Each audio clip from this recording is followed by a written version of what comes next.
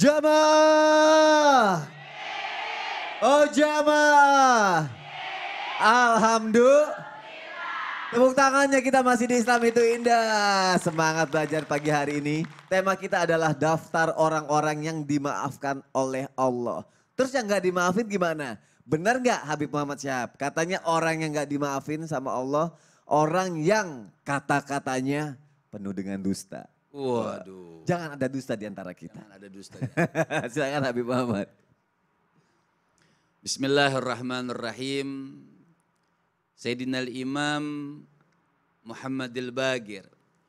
Beliau mengatakan la tashabanna kadzaban. Artinya kita ini tidak boleh berteman akrab dengan orang yang dusta. Orang yang sering bohong itu kita nggak boleh berteman akrab. Tapi tidak boleh juga memutuskan silaturahmi. Oh jangan itu kita jangan saling sapa, dia orang yang dusta. Nggak boleh. Memutuskan silaturahmi itu tidak boleh. Bahkan dalam kalimat selanjutnya beliau mengatakan la tashabana qati'ar rahmi. Artinya kita pun tidak dianjurkan untuk berteman akrab dengan orang yang memutuskan silaturahmi. Jadi kenapa kita tidak boleh berteman akrab dengan penyakit-penyakit ini? Karena penyakit-penyakit ini menular. Betul ibu-ibu? Oh. Jadi kalau berteman akrab duduk bareng terus saja sama orang yang sering berdusta, biasanya kita suka menular. Makanya nasihat daripada ulama mengatakan la tashabanna kadzaban, tidak boleh berteman akrab dengan orang yang selalu berdusta atau berbohong. Bahkan baginda Nabi besar Muhammad sallallahu alaihi wasallam sampai mengatakan wa iyyakum wal kadzib. Bahkan Nabi mengatakan hati-hati kalian orang yang selalu berdusta. Fa innal kadziba yahdi ilal fujur. Nabi SAW mengatakan sesungguhnya orang yang selalu berdusta yahdi ilal fujur akan condong kepada kemungkaran, condong kepada ketidakbaikan. Sebab kenapa? Orang kalau sudah mungkar, orang kalau sudah tidak baik, sebab wa innal fujur yahdi ilan nar.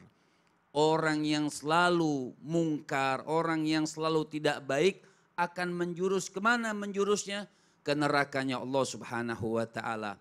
Bahkan Nabi SAW cukuplah buat kalian harus meninggalkan diri daripada perbuatan dusta.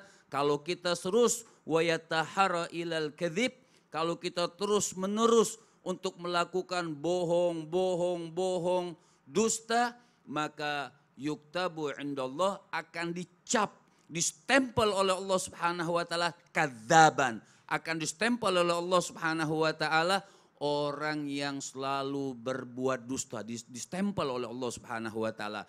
Nah, dusta juga bukan hanya sama manusia. Kita juga bahkan lebih sering berdusta itu kepada agama, berdusta itu kepada Allah Subhanahu wa taala. Seperti Al-Imam Ghazali. Apa kata Imam Ghazali? Beliau mengatakan di dalam perkataannya, manidda'a hubbal jannah walam ya'mali ta'ah fahuwa kadzab. Maka kata Imam Ghazali, manidda'a hubbal jannah. Siapa orang yang mengaku-ngaku cinta syurga? Bu, pengen masuk syurga? Cinta sama syurga? Pemirsa semuanya juga pasti mengatakan, oh saya pengen masuk syurganya Allah Subhanahu wa ta'ala. Seneng, pengen kalau meninggal dunia dicatatkan masuk daripada syurganya Allah Subhanahu wa ta'ala. Tapi kita dusta. Bagaimana dustanya? Walam ya'mali ta'ah. Ngaku doang. Oh saya pengen mati, husnul khatimah, masuk syurganya Allah Subhanahu wa ta'ala. Masalahnya walam ya'mali ta'ah. Tapi dia tidak mengerjakan ketaatan kepada Allah Subhanahu wa taala. Orang yang tidak sholat misal kalau tanya, kamu kalau mati mau masuk mana? Syurga atau neraka?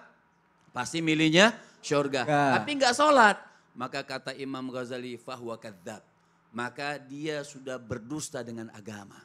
dia sudah berdusta dengan Allah Subhanahu wa taala, ngaku-ngaku pengen masuk surganya Allah Subhanahu wa taala tapi tidak mengerjakan ketaatan kepada Allah Subhanahu wa taala. Jadi mulai sekarang dengan pengajian di Islam itu indah banyak sekali. Ini nasihat bukan kita yang nasihatin ini orang yang bersih, tidak. Kita juga menasihati diri kita sendiri agar terhindar daripada penyakit dusta yang bisa menyebabkan kita masuk nerakanya Allah Subhanahu wa taala. Auzubillahiminzalik. Ngakunya beriman tapi nggak sholat.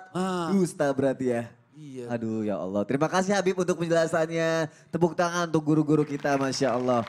Jamaahnya datang dari Cikarang. Mau nanya di Islam itu indah ya? Nanya boleh, yuk kita masuk dulu ke segmen Tanya Dong Ustadz. Kami semua tanya dong Ustadz. Yang mau nanya boleh angkat tangannya. Sebelah kanan dulu ya. Ibu ini yang paling banyak masalah. Enggak ya? Namanya siapa coba? Kasih tahu dulu. Dari mana? Silakan berdiri coba. Kasih tahu ke seluruh masyarakat di Indonesia. Assalamualaikum warahmatullahi wabarakatuh. Waalaikumsalam warahmatullahi wabarakatuh. Perkenalkan, nama saya Ibu Hanifah dari Majelis Taklim Husnul Khotimah. Mau bertanya Pak Ustadz? Dari mana? Husnul Khotimah itu dari mana? Dari Cikarang. Tepuk tangan dong dari Cikarang. Mau nanya apa? Mau nanya, bagaimana ketika orang tua kita tidak mau memaafkan kita, Allah juga tidak mau memaafkannya. Tapi kita udah minta tulus buat minta maaf itu. Gimana Pak Ustadz? Demikian, terima kasih dan saya akhiri. Assalamualaikum warahmatullahi wabarakatuh. Waalaikumsalam warahmatullahi wabarakatuh. Jadi udah minta maaf sama orang tua, tapi orang tua nggak maafin gitu ya. Apakah Allah maafin juga apa enggak gitu ya? Gimana tuh Ustadz Maulana? Baik. Mohon dijawab Ustadz, silakan. Oke, silakan. Izin Habib. Bismillahirrahmanirrahim. Allahumma salli ala sayyidina Muhammad wa ala ali sayyidina Muhammad. Kepada semuanya, dengarkan baik-baik. Ada orang yang tidak dimaafkan oleh Allah adalah orang yang tidak dimaafkan oleh orang tuanya. Makanya kalau mau dimaafkan oleh Allah, raih maaf orang tua. Ridha Allah fi ridal walidain, sutullah sutul walidain. Maka orang yang tidak dimaafkan orang tua, nih camkan ini. Yang pertama, orang yang tidak dimaafkan oleh orang tua, maka salatnya pun tertolak. Bagaimana mau salat? Kamu salat menghadap kepada Allah dengan belum dapat ridha dari orang tua. Yang kedua, hati-hati. Orang yang tidak dapat maaf dari orang tua, maka ibadahnya terhapus. Kasihan itu. Terhapus amal ibadahnya. Maka Ramadan yang kita nantikan menolak 3 golongan. Yang tidak dimaafkan orang tuanya, tidak dimaafkan oleh suaminya, dan tidak ada maaf dari sesama. Apalagi jamaah dibenci oleh Allah. Bagaimana mau dapat ampunan maaf dari Allah kalau dibenci sama Allah? Kemudian yang keempat, apa penyebab, apa bahayanya kalau tidak dapat maaf dari orang tua? Bahayanya adalah apa ya? tidak diampuni dosanya. Ya Allah. Dan yang paling menyakitkan apa itu?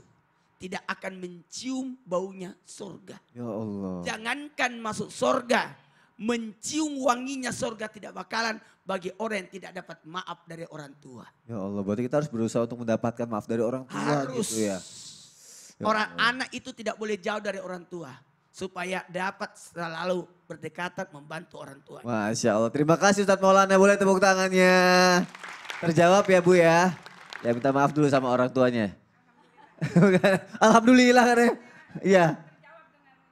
Maksudnya terjawab pertanyaan saya. Alhamdulillah, Masya Allah, terima kasih. Ibu kenapa matanya berkaca-kaca, nangis, ngantuk?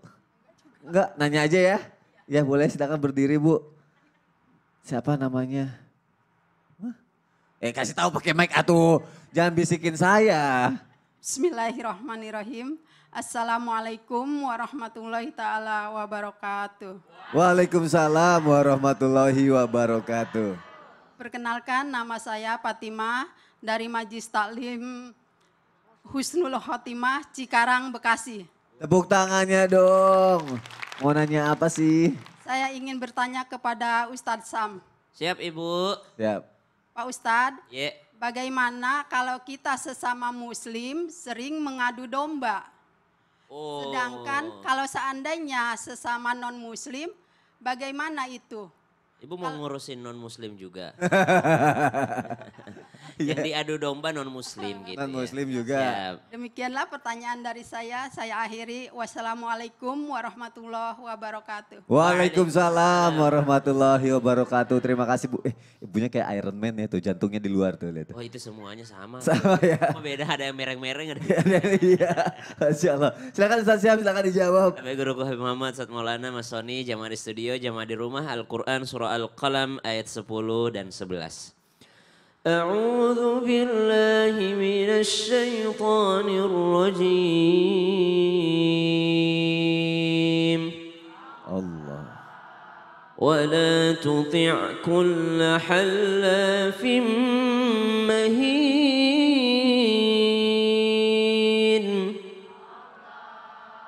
هماز مشاء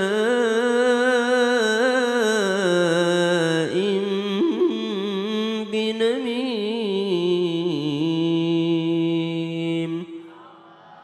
Dan janganlah engkau patuhi setiap orang yang senang bersumpah lagi senang menghina. Mereka orang-orang yang senang mencela, yang kian kesana kemari menyebarkan fitnah, atau bahasa Al-Qur'annya namimah atau namim.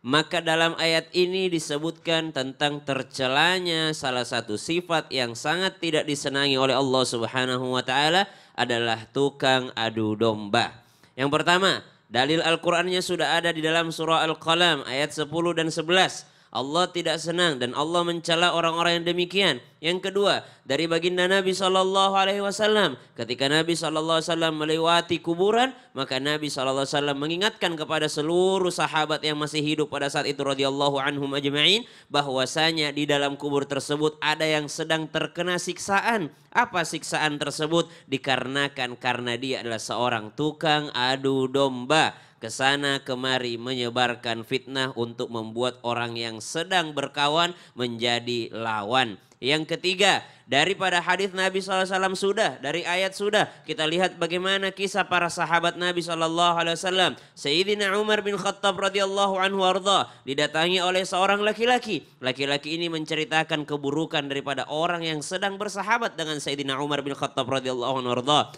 Lalu setelah laki-laki ini memberikan daripada celaannya kepada sahabat Sayyidina Umar, maka Sayyidina Umar bin Khattab berkata, apakah yang kau beritakan itu adalah sesuatu yang bohong? Kalau sesuatu yang bohong itu maka engkau kena ayat ya ayyuhalladzina amanu in ja'akum fasiqun binaba'in fatabayyanu. Maka engkau terkena kefasikan karena engkau membawa sebuah berita dan saya mesti memeriksa berita tersebut.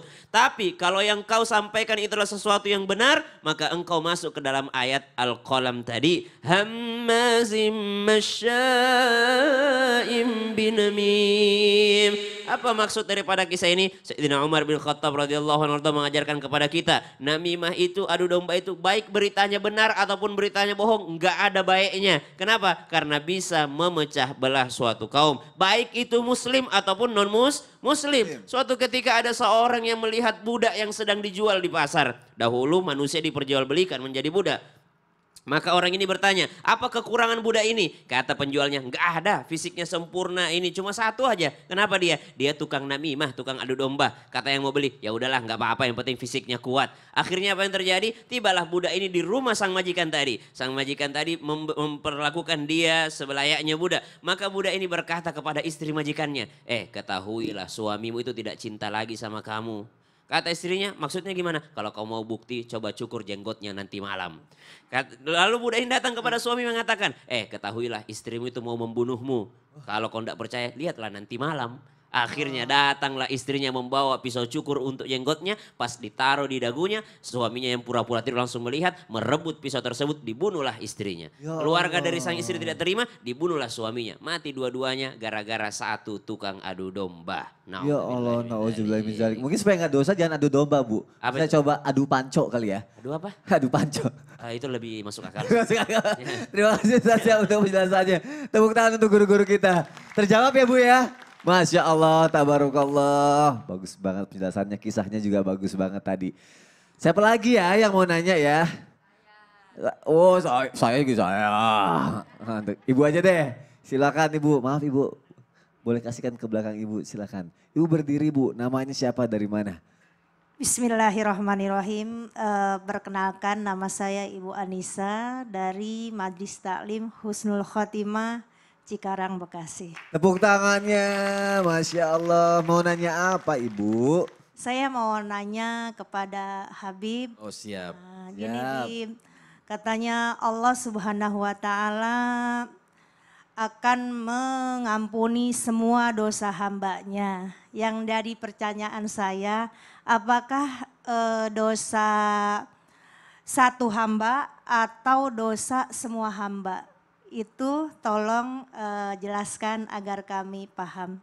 Assalamualaikum warahmatullahi wabarakatuh. Waalaikumsalam warahmatullahi wabarakatuh. Masya Allah, bagus sekali pertanyaannya Ibu. Terima kasih ya. Silakan dijawab Habib Muhammad Syihab. Baik, bismillahirrahmanirrahim. Kita ini manusia tidak terlepas daripada dosa. Tugasnya hamba itu apa? Minta ampun kepada Allah Subhanahu wa taala. Itulah kasih sayangnya Allah. Sampai lihat, qul ya ibadiyalladzina asrafu ala anfusihim la taqnatu min rahmatillah innallaha yaghfiru dzunuba jami'an. Qul ya ibadiyalladzina asrafu ala anfusihim. Katakan sama orang yang banyak dosa. Kalau dalam hadis yang lain, Allah Subhanahu wa taala, Nabi Muhammad SAW mengatakan seandainya manusia itu biqurabil ardi khataya. Artinya dengan separuh bumi, dosa-dosa manusia itu separuh bumi Bu. Kemudian dia itu lakitani, dia datang kepada aku, wala tusyrik bi syai'a. Yang penting syaratnya dia tidak pernah melakukan atau tidak bermusyrik pada saat itu. Maka apa kata Allah Subhanahu wa taala melalui lisan Rasul sallallahu alaihi wasallam, aku pun akan mendatangi dia dengan ampunan separuh bumi. Dosanya separuh bumi, ampunannya separuh bumi, bahkan lebih. Makanya ada kalimat kalau kita berdoa, ya Allah, maghfiratuka awsa' min dzunubina. Ya Allah, ampunanmu ini lebih luas daripada dosa-dosa kami. Ayat bahkan dijelaskan tadi, qul ya ibadiyalladzina asrafu ala anfusihim. Katakan sama orang yang banyak dosa. Jangankan separuh bumi, mungkin satu dunia dosanya ibu-ibu, satu dunia beserta isinya. Maka ketika manusia ini mau dekat kepada Allah, mau bertobat kepada Allah, betul-betul mengakui kesalahannya, maka semua dosa-dosa, kata Allah, sini, kata Allah, aku peluk kalian. Sini kata Allah Subhanahu wa taala, la taqnatu min rahmatillah. Jangan pernah sedikit pun putus asa daripada rahmat Allah Subhanahu wa taala. Karena dengan rahmat inilah kita semuanya mendapatkan ampunan dari Allah Subhanahu wa taala. Jadi jangan pernah mengatakan sudahlah terlanjur, saya banyak maksiat, saya banyak dosa, Allah akan mengampuni saya atau tidak. Tetap kita akan diampuni oleh Allah Subhanahu wa taala selama kita tidak musyrik. Jadi tetap berusaha untuk mendapat ampunan dari Allah. Harus, wajib kita terus meraih rahmat dan kasih sayang. Apapun dosanya ya Bib ya. Apapun dosanya, Masya sebesar apapun dosanya, minta ampun kepada Allah. Terima kasih Habib Muhammad Syihab. Boleh tepuk tangannya untuk guru-guru kita. Dan terima kasih jamaah yang sudah bertanya. Nanti kalau dia mau nanya lagi, boleh ya. Di segmen selanjutnya ya akan nanya lagi. Apa Ibu angkat tangan? Kan tadi saya bilang nanti. Sekarang aja dulu ya Mas Sony ya. Loh kan tadi udah habis mau nanya apa? Saya mau nanya sama Pak Ustadz Maulana. Oh, ayo lo. Silakan bertanya. Iya, iya. Ya udah deh, dikasih kesempatan mau nanya apa, ayo. Silakan. Assalamualaikum warahmatullahi wabarakatuh. Waalaikumsalam warahmatullahi wabarakatuh. Mau nanya, Langsung. Perkenalkan, nama saya Ibu Oom Rahmawati Ya. dari Majelis Taklim Husnul Khotimah, Ya. Cikarang, Bekasi, Pak Ustadz. Iya. iya mau nanya apa? Saya mau tanya, Pak Ustadz. Iya, Katanya, tadi mau tanya terus. Istri yang durhaka itu tidak diampuni oleh Allah Subhanahu Wa Taala. Itu ibu. Jangan tuh Pak Ustadz, saya mah. Terus. Jadi bagaimana apabila istri yang durhaka itu bisa diampuni oleh Allah Subhanahu Wa Taala dan dimaafkan oleh suaminya gitu. Mau diampuni dan Ya, dimaafkan suami? mana coba? Kita bahas setelah yang satu ini. Alhamdulillah. Gila. Dibilang nanti gak percaya sih. Pak Ustadz ya. Ya. Wassalamualaikum warahmatullahi wabarakatuh.